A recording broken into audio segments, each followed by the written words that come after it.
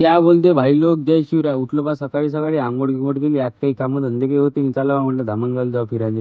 ते पोट्टे भेटले, याच्यासोबत दोन चार शब्द बोललो. उद्याला घेतला त्याला शाळेत सोडून दिला. डायरेक्ट मारली धामणगावमध्ये एंट्री.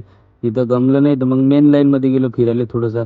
तिथून मग जिवाड्यावर गेलो चहा प्यायला. जिवाडा बंद होता. अनिकेत बसून होता तिथं. मग त्याला घेतलं आणि चाल म्हटलं शेपलाकडून येऊ. राहुल दादानं पालक सांगितली होती, स्वयंपाक व्हायचा म्हणजे. मला ठीक आहे येतो म्हटलं. मग तिथून गेलो बा, पालक गिलक घेतली. तिथून मग आलो वापस डबल जिवाड्यापाशी. हिवाळ्यापाशी आलो तर अजयदा आणि अवेशदा गिवेशदा बसून होते मोठे अनिकेत गिनिकेत. मग तिथून मग निघालो घराच्या रस्त्यानं. तर कायले रूमवर जावं म्हटलं, पहिले पालक गिलक देऊन द्या आणि तिथून मग घराकडे जावं म्हटलं. तर राहुलदा म्हणे मला एक काम कर म्हणे, रूमवर आहे म्हणे. गेलो रूमवर तर साहेब मस्त झोपून होते. मग अंदर गेलो किचन रूम मध्ये, पास्ता गिस्ता होता त्याचा भाऊने तिला नाश्ता. मग घेतलं फास्ट ट्रॅक. आपण बोलावलं होतं नागपूरहून.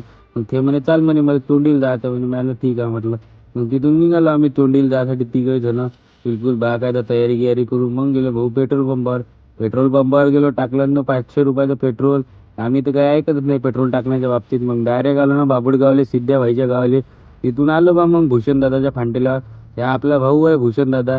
आका दादाही होता. आका दादाने बुलेट घेतली म्हणे. मला ठीक आहे, एक चक्कर दे ना का म्हटलं पहिले. मग आकादा म्हणे हो म्हणे, ठीक आहे म्हणे, घे म्हणे चक्कर म्हणे.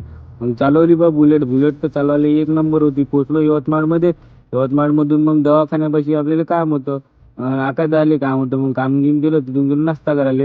नाश्ता गिस्ता केला बा बिलकुल बाकायदा. मग आम्ही निघालो यवतमाळच्या बाहेर घराकडे जायसाठी. तर मग ह्या काय म्हणते, एक काम कर ना सरळ सरळ व्हिडिओ बनव म्हणते, तू मी गाडी चालवतो म्हणते. मला ठीक आहे म्हटलं. मग पोचलो आम्ही बाबुळगावमध्ये, सिद्ध्याबाईच्या गावामध्ये. मग तिथून निघालो घराच्या रस्त्यानं. मग चला मग आजचा ब्लॉग इथंच खतम करतो, बाकीचं उद्या बोलू. ऋषा बोलते लोगों के दिल के दरवाजे खोलते. Bye bye.